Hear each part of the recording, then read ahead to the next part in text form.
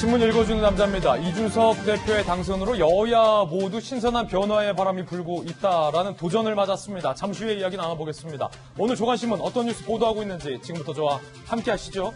신문 읽어주는 남자가 친절히 소개해드리겠습니다. 먼저 동아일보입니다. 무조건 자격시험 통과해야 지방선거 공천 주겠다라고 이준석 당대표가 밝혔습니다. 이 대표와 공약과 같은 도전 실험이기도 하죠. 자격시험. 정치인들이 젊은 세대들이 할 줄 아는 최소한의 컴퓨터 능력 등등을 갖춰야 된다라는 문제의식인데 자격시험을 통과해야 지방선거 공천을 주겠다라고까지 밝혔습니다. 필기도 보고 실기시험도 치른다고 합니다. 예컨대 이제 대선 이후에 지방선거가 있는데 예를 들어 강원도지사에 출마하게 된다. 그러면 필기시험도 봐야 되고 실기시험도 봐야 한다는 겁니다. 신선하다라는 반응도 있고 다소 무리한 것 아니냐라는 걱정도 있습니다. 시청자 여러분들의 생각은 어떠십니까? 잠시 후에 이야기 나눠보겠습니다. 다음 신문입니다. 이번엔 한국일보입니다. 민주당 50대 지도부 꼰대당 공포, 다시 등장한 86 용퇴론. 민주당 내부에서 86 선배들은 이제 은퇴하라 라는 용퇴론이 다시 제기됐습니다. 아시다시피 우상호 의원, 윤호중, 김태년 의원 등 86그룹을 겨냥한 겁니다. 야당의 이준석 발 충격에 이 86그룹의 용퇴론이 재부상했습니다. 장기간으로 정치를 독점했다. 다음 세대 막는다. 반면 86그룹은 혁신의 나이를 탓하나라고 반박했다고 합니다. 86 용퇴론의 선두에는 사실상 대권을 선언한 민주당의 박용진 의원도 서 있습니다. 다음 신문입니다. 이번엔 중앙일보입니다.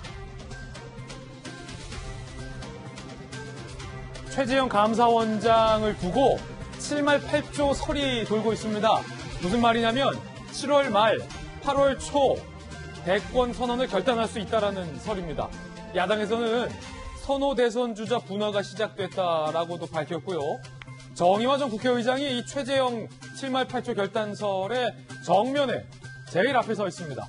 경선의 흥행을 위해서라도 윤석열의 대안을 찾는 움직임, 그리고 최재형 감사원장의 개인적인 스토리, 특히 입양 가정이라는 훈훈한 인간 스토리, 그리고 결정적으로 리스크가 없다라는 것이 야권에서 선호하는 이유로 꼽히고 있습니다. 이준석 신임 당대표도 대권을 충분히 감당할 인물이다라고도 극찬을 한 상황입니다. 과연 최재형 감사원장, 가장 중요한 거는 본인의 결단일 겁니다. 정권에 대한 의지일 겁니다. 최재형 감사원장 고민 중일까요? 아니면 전혀 옵션에 없는 설에 불과할까요? 잠시 후에 이야기 나눠보겠습니다. 다음 신문입니다. 이번엔 한겨레 신문입니다. 걱정스러운 뉴스입니다. 2030 우리 젊은 세대들 다중 채무 여기저기서 빚진 게 130조 원이 넘는다라는 얘기입니다. 가계대출 부실하다라는 경고음이 울렸습니다. 신규 대출 가운데 30대 이하의 청년층 비중을 보면요. 그 비중이 쭉쭉쭉쭉 올라가고 있습니다. 대출자, 대출금액 모두 다 예년에 비해 30대 이하 젊은 층의 비중이 높다라는 거죠. 20대들의 카드로 돈을 빌리는 잔액도 16.6% 늘어서 8조 원가량 된다라고 합니다. 이러다 경제 리스크가 오면 우리 20, 30대들 허리가 휘청일 텐데 이게 지금 걱정인 겁니다. 한겨레 신문의 걱정은 오늘 매우 타당해 보입니다. 지금까지 신문 읽어주는 남자였습니다.